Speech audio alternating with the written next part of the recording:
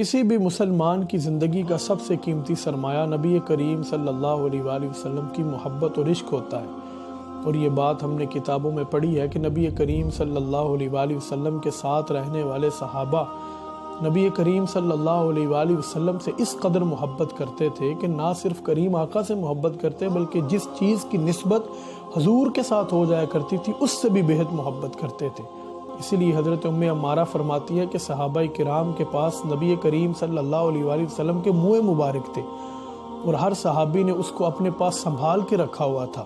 جب بھی کوئی بیمار ہوتا تھا کوئی شخص تو صحابہ منہ مبارک والا پانی اس کو پلاتے تھے، اللہ تبارک و تعالیٰ بیماری سے شفا عطا کرتا تھا۔ اسی طرح ایک بہت مشہور صحابی حضرت محمد بن جابر فرماتے ہیں،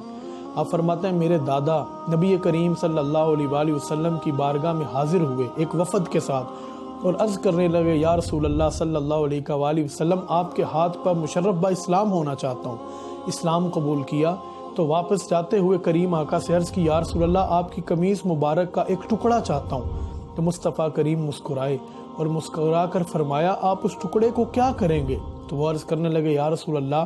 ہم بڑی دور رہتے ہیں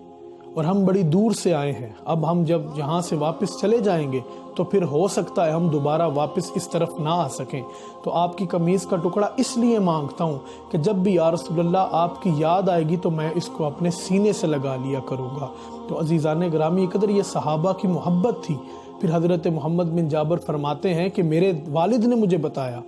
کہ آپ کے جو دادا تھے وہ اس ٹکڑے کو ہمیشہ قمیص کے ٹکڑے کو اپنے سینے کے ساتھ لگا کے رکھتے تھے،